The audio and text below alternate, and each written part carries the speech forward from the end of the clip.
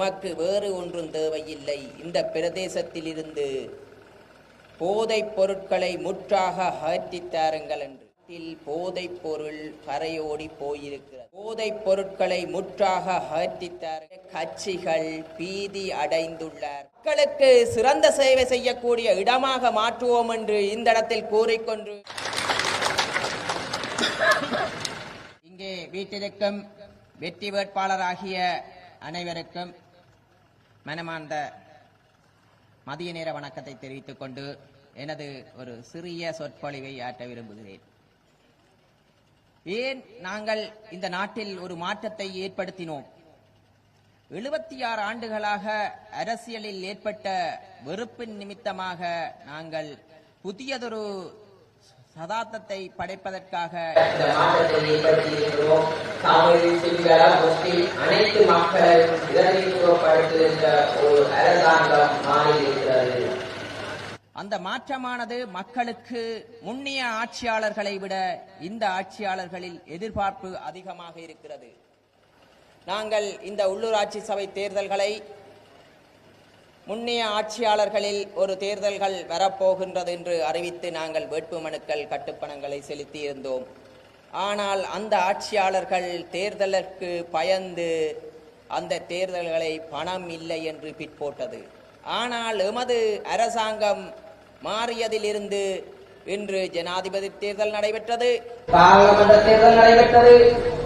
அதே நேரம் இன்று உள்ளூராட்சி சபை தேர்தல்கள் நடைபெறப் போகிறது. இவ்வாறு நாங்கள் ஒன்றை கூறுகிறோம். இந்த நாட்டில் மக்களின் உரிமைகளுக்கு நாங்கள் ஒருபோதும் தடையாக இருக்க மாட்டோம். மக்கள் எதை விரும்புகிறார்களோ அதை செய்வதற்கு நாங்கள் தயாராக இருக்கிறோம். அதேபோல் இப்போது உள்ளூராட்சி சபை தேர்தல்கள் வந்திருக்கிறது. நாங்கள் ஒன்றை நினைக்கின்றோம்.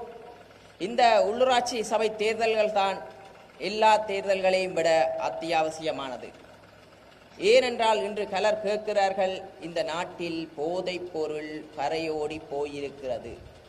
உங்களால் எங்களுக்கு பாராளுமன்ற தேர்தலுக்கு முன்கூட்டியே தெரிவித்திருந்தார்கள். கிராம மட்டத்திற்கு போகும்போது எமக்கு வேறு ஒன்றும் தேவையில்லை. இந்த பிரதேசத்திலிருந்து போதைப் பொருட்களை முற்றாக அகற்றித் தாருங்கள் என்று நாங்கள் நினைக்கின்றோம். இந்த உள்ளூராட்சி சபை தேர்தல்களை நாங்கள் எல்லா வட்டாரங்களையும் கைப்பற்றும் போது அந்த தகவல்கள் எமக்கு இலகுவாக வந்து சேரும் என்று நினைக்கின்றோம். அந்த எமது அரசாங்கத்தை பிரதிநிதித்துவப்படும் எமது வேட்பாளர்கள் வெல்லும் போது எல்லாரும் அந்த வேட்பாளர்களிடம் உடனடியாக தகவல்களை தெரிவிக்கக்கூடிய சந்தர்ப்பம் ஏற்படும். நாங்கள் இந்த உள்ளூராட்சி சபை தேர்தல்களில் 400 லட்சம் பேர் எமக்கு அங்கத்தவர்களாக இருக்கிறார்கள். அதனால் நாங்கள் ஒன்றை கூறுகிறோம், இம்முறை ஒரே திசையில் நாங்கள் பயணிப்போம், திசை காட்டியுடன்.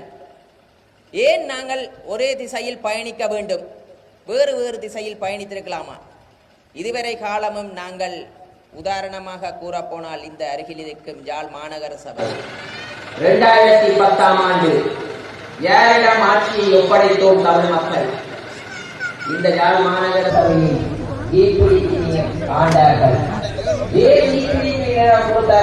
அவர்கள் அன்று அரசாங்கத்துடன் இருக்கின்றார்கள். அதனால் அவர்களிடம் கொடுத்து பார்ப்போம் என்ற ரீதியில் EPDP இந்த மாநகர சபையை ஆண்டது.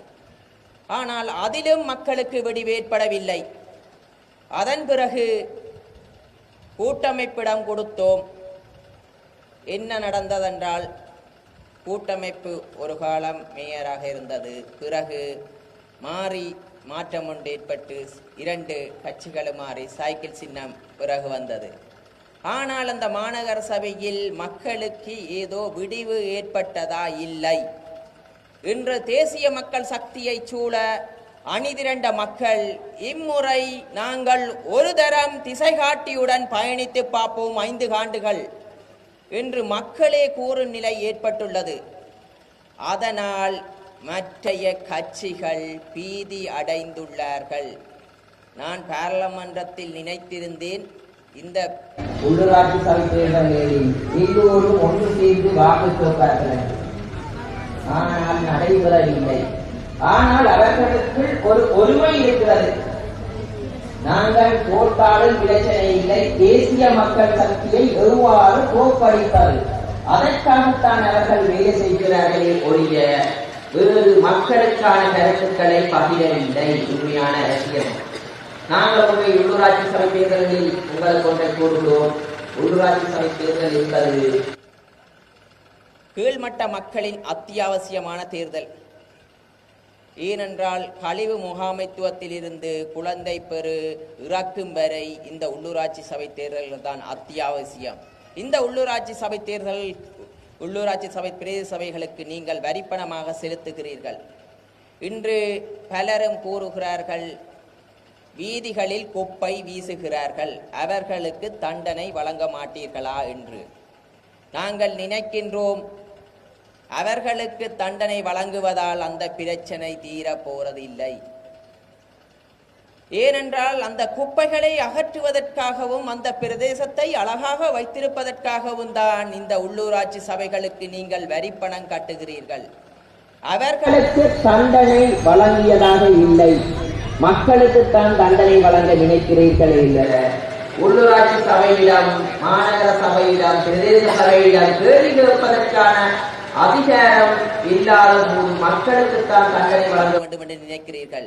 நாங்கள் நினைக்கின்றோம், எமது அதிகாரங்கள் கைப்பற்றப்படும் போது உள்ளூராட்சி சபைகளையும் பிரதேச சபைகளையும் மாநகர சபைகளையும் ஒரு மறுசீரமைத்து சிறந்த முகாமைத்துவத்துடனுடைய கூடிய உள்ளூராட்சி சபைகளை பலப்படுத்தி மக்களுக்கு சிறந்த சேவை செய்யக்கூடிய இடமாக மாற்றுவோம் என்று இந்த இடத்தில் கூறிக்கொண்டு விடைபெறுகிறேன். நன்றி, வணக்கம்.